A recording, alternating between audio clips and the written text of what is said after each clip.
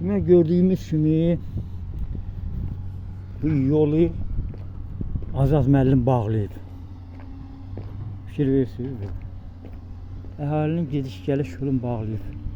Demek buradan keçid olmalıdır. Bu adam buranı götürüb, hasarı bu deyib, buranı götürüb. Buranı da buradan bağlamaq istəyir ki həyətinə salmaq istəyir. Deyir, yol mənimdir. Buradan da keçid olacaq. Devlet seviyesinde keçid var. Yaxşı. Eğer burada devlet burada keçid qoyubsa,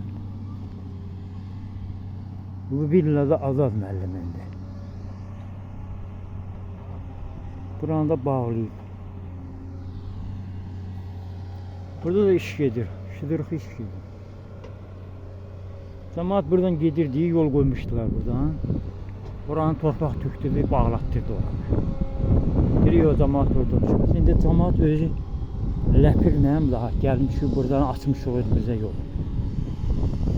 Buradan yol açmışıq. Bu da keçiddir. Bizim keçidimiz burada olacaq. Maşın yolu bir də peşəxod. Və maşınlar da ki gediblər hamısı sağdan soldan gəlirlər. Məsələ bu beləsinədir. Qalmışıq girin bu Azadın əlində. Bu da keçmiş jurnalist olub. Hansı müdürü təriflədiyi xərcliğini alır. Ondan sonra ondan alır. Şimdi də düşüb əhalinin üstünə imkan vermir. Bu da keçidimiz bizim. Yol buradan olacaq, o bağlayıb oradan. Biz nə var kimə dərdimiz gəldik. Bir yandan öz problemlərimiz, bir yandan da ki bu Azad müəllimdən çarpışırıq. Yol da daha. Buradan da belə gedir yol. Piyada yolu da burada. Maşının da bunda asfalt çəkəcəklər, gedəcək. Bu insan cemaatı qoymur da getməyə. Deyir ki, mən bıraxmayacağım sizə.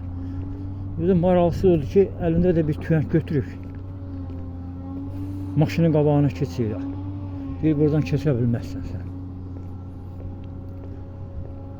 Deməli, bu itlərin bir yoldan keçməyə haqqı var, ancaq insanların haqqı yoxdur.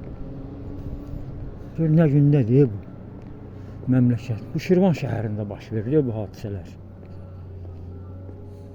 Bu Şirvanda baş verir burada.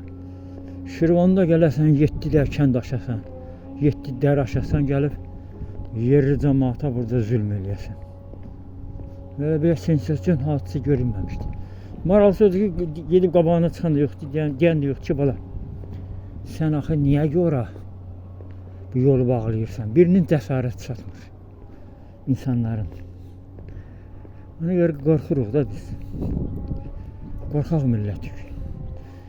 Onda gəlirlər, mənə deyirlər ki, ağsaqqal, o dinə yol açsın. Yol açacaq inşallah.